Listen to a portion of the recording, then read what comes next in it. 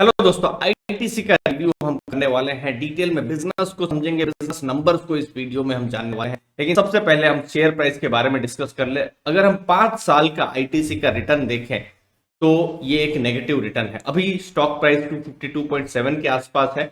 10% 5 साल में negative return है। लेकिन आप कंपेयर करते हैं उसको निफ्टी के साथ, तो निफ्टी का रिटर्न लगभग 87% है, मतलब लगभग डबल के आसपास निफ्टी हुई है। लेकिन आईटीसी का शेयर प्राइस वहीं हमने देखा है 5 साल में गिरा हुआ है। लेकिन नंबर एक स्टोरी कहती है, लेकिन नंबर की दूसरी स्टोरी ये भी है कि अगर हम सिर्फ 2022 की बात करें तो आईटीसी का रिटर्न 15% है। आप देख सकते हैं 252 पॉइंट, ये 2022 का ही डेटा है। और 2022 इक्विटी मार्केट के लिए बहुत वोलेटाइल रहा है। जियोपॉलिटिकल इश्यूज रहे हैं, फेड के अलग अलग निर्णय रहे हैं, तो उसकी वजह से बहुत वोलेटिलिटी रही है।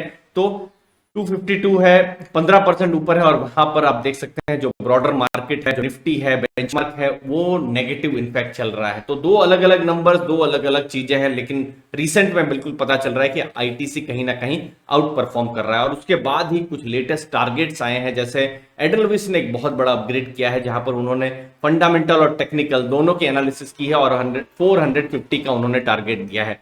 क्वार्टर जब 2 के रिजल्ट्स आए थे उसके बाद अलग अलग ब्रोकरेजेस जैसे एचडीएफसी सिक्योरिटीज ने 285 का टारगेट दिया था, जियोजीत ने 291 का टारगेट दिया था, फिर अलग अलग बहुत सारे टारगेट्स आए थे। बट टारगेट्स पर हम फोकस नहीं करेंगे। टारगेट्स तो एक चीज कहते हैं, आए नहीं आए हमको नहीं पता, लेकिन बिजनेस को समझना बहुत जरूरी है। हम लोग जानेंगे। देखिए, क्वार्टर 3 की अगर हम बात करें और रेवेन्यू की बात करें, रेवेन्यू मतलब आप सोच सकते हैं कितना सेल्स किया, सेल्स के क्या फिगर्स थे। तो 16,634 करोड़ का उनका रेवेन्यू था, जो कि अक्टूबर से दिसंबर 2020 के साथ आप कंपेयर करें तो इंक्रीज हो रहे हैं। फिर ये इंपॉर्टेंट है, प्रॉफिट बिफोर टैक्स 5,492 करोड़ का प्रॉफिट्स इंक्रीज हो रहे हैं, जो हम फिर से देख पा रहे हैं। और लास्ट में प्रॉफिट आफ्टर टैक्स 4,156 करोड़ का। तो हम देख पा रहे हैं 2020 अक्टूबर से दिसंबर और 2021 अक्टूबर से दिसंबर एक खासा एक जंप है, जब जो भी हम नंबर्स के साथ बात कर रहे हैं। तो प्रॉफिट तो हो रहे हैं, लेकिन याद समझना जरूरी है कि आईटीसी के अलग अलग बिजनेसेस हैं। तो कौन सा बिजनेस एक्चुअली में परफॉर्म कर रहा है? तो देखिए, सबसे पहले तो जो सिगरेट का बिजनेस है, तो मैक्सिमम जो आप यहां पर प्रॉफिट बिफोर टैक्स का डेटा है, तो मैक्सिमम रेवेन्यू तो वहीं से ही आ रहा है, लगभग 4,000 करोड़ का वहीं से ही आ रहा है। हम एफएमसीजी अदर्स पर हम बात करते हैं और उस पर मैं अभी डिटेल में बात करूंगा अभी, जहां पर अलग अलग जैसे फियामा है, यहां पर बिंगो है, ये सब जो ब्रांड्स है, तो 242 करोड़ का रेवेन्यू उनके द्वारा आ रहा है। एग्री बिजनेस 295 करोड़ का और पेपर बोर्ड का 448 करोड़ का। तो दोस्तों, हम लोग आईटीसी में बहुत बार एफएमसीजी बिजनेस, सिगरेट बिजनेस में ही रह जाते हैं, लेकिन पेपर बोर्ड का बिजनेस बिल्कुल मुझे लगता है एक डार्क हॉर्स की तरह है। जैसे यहां पर आपने देखा 448 करोड़ का इन्होंने एक पैसा कमा के दिया है कंपनी को, और लगभग 2,000 करोड़ का इनका सेल्स था। तो एक बहुत ही स्ट्रांग मार्जिन रहा है, लगभग 20% से ऊपर का मार्जिन रहा है। तो ये एक बिजनेस है जो बिल्कुल वॉच आउट पर रहेगा ही जब हम आईटीसी के बारे में बात कर रहे हैं। उसके बाद आईटीसी के जब हम बात कर रहे हैं, तो क्या आईटीसी क्या कॉन्सिस्टेंट परफॉर्मर है, कॉन्सिस्टेंट ग्रो कर रहा है? तो ये मैं ट्रेड ब्रेंच से अलग अलग डेटा भी लाया हूं। जैसे आप देख सकते हैं 2017 का नेट सेल्स 42,776 करोड़ का था, जो कि स्टीडीली इंक्रीज भी हुआ है 2021 में 49,272 करोड़ का हुआ है। जहां पर 2020-21 में बहुत डिफरेंस नहीं मिलेगा, क्योंकि उस समय में एक बहुत बड़ा डिसरप्शन आया था कोविड रिलेटेड। प्रॉफिट्स का मैं यहां पर जल्दी से डेटा दिखा दूं। 2017 में जैसे 10,289 करोड़ का प्रॉफिट था। सिमिलरली 2020 में 15,306 करोड़ का प्रॉफिट। लेकिन पिछला फाइनेंशियल ईयर प्रॉफिट्स घटे थे, और ये एक लॉजिकल भी है। पूरी दुनिया में एक तरीके से डिस्ट्रप्शन आया था, इंडिया में भी अचानक से एक लगभग 2-3 महीने के लिए पूरा लॉकडाउन जैसी सिचुएशन थी, और वो हर नंबर्स में आया हुआ। तो ये भी एक तरीके से जस्टिफिकेशन है ही, जहां पर 13,160 करोड़ के आसपास प्रॉफिट हुआ था। तो अब देखना रहेगा, अगर हम कंपेयर करें कि अब जो क्वार्टर 4 का रिजल्ट आएगा, जब भी आएगा, मई महीने में आएगा, जब भी आएगा, तो ये 15,306 करोड़ का जो नंबर था उसको आईटीसी बीट कर पा रही है या नहीं, प्रॉफिट्स और बढ़ पा रहे हैं कि नहीं, वो बहुत ही इंपॉर्टेंट रहेगा।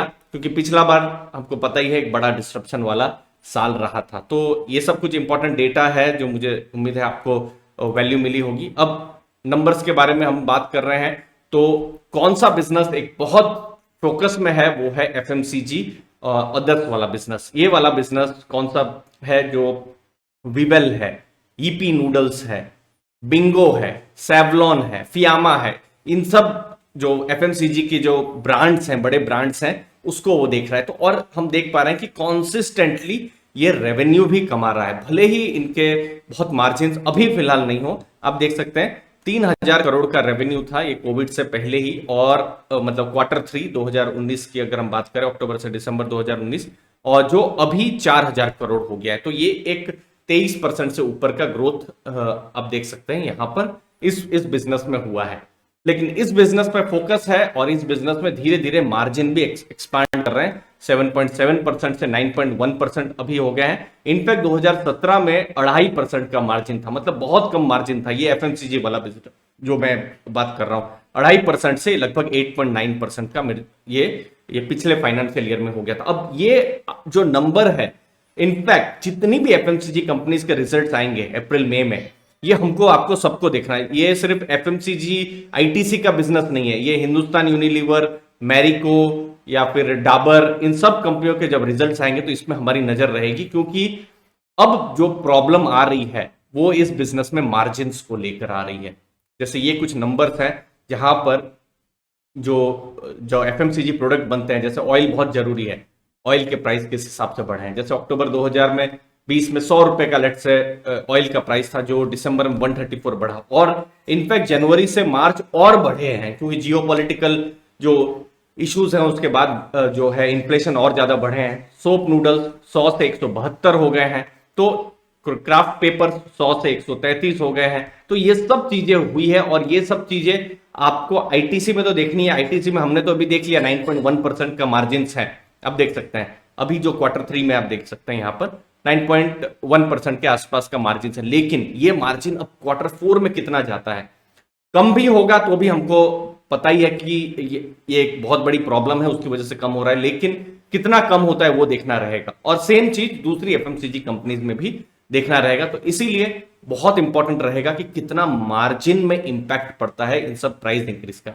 दूसरा जो बिजनेस है जैसा सिगरेट का, वो एक कॉन्सिस्टेंट स्टेबल ग्रोथ कर ही रहा है। उसके अलावा होटल का बिजनेस अभी बहुत बड़ा, उसको एक नेगेटिव इंपैक्ट पड़ा था, वो अब कितना एक तरीके से प्रॉफिट्स में आ रहा है वो देखने का रहेगा ही। बाकी जो पेपर बोर्ड का बिजनेस, जो बिल्कुल मुझे लगता है एकदम छुपा हुआ है, बहुत बातचीत नहीं होती है, बट मुझे लगता है उस पर भी बहुत फोकस होना चाहिए, क्योंकि पेपर बोर्ड का बिजनेस है जो मार्जिन बहुत स्ट्रांग दे रहा है। और जो ई चौपाल का है, जो एग्री वाला बिजनेस है, वो तो है ही, वो बिजनेस में भी बहुत एक तरीके से हमको पता चलेगा कि किस हिसाब से ग्रोथ हो रहा है। तो ओवरऑल अभी तो फिलहाल स्टॉक तो अच्छा चल रहा है, लेकिन स्टॉक एक जगह है, बिजनेस एक जगह है, और वहां हमको बिल्कुल समझ में आ रहा है कि बिजनेस भी स्ट्रांग ग्रोथ कर रहा है। आपके क्या व्यू हैं जरूर बताइए आईटीसी पर। आप किस हिसाब से आईटीसी को देखते हैं लॉन्ग टर्म के लिए, 3 साल 5 साल के लिए? डिविडेंड तो है ही, लेकिन डिविडेंड के बाद आपको क्या लगता है, वेल्थ क्रिएशन होगा या नहीं होगा, या फिर जो दूसरी जो रिस्क है ईएसजी रिलेटेड जो रिस्क रहती है सिगरेट को लेकर, वो अभी भी रहेगी आईटीसी के बिजनेस में, क्योंकि ये एक की रिस्क है। और जो कमोडिटी प्राइस है ये अभी फिलहाल शॉर्ट टर्म में रिस्क तो है ही। जरूर बताइएगा अपने व्यूज को कमेंट सेक्शन में। धन्यवाद आपके समय के लिए। थैंक यू वेरी मच दोस्तों, धन्यवाद।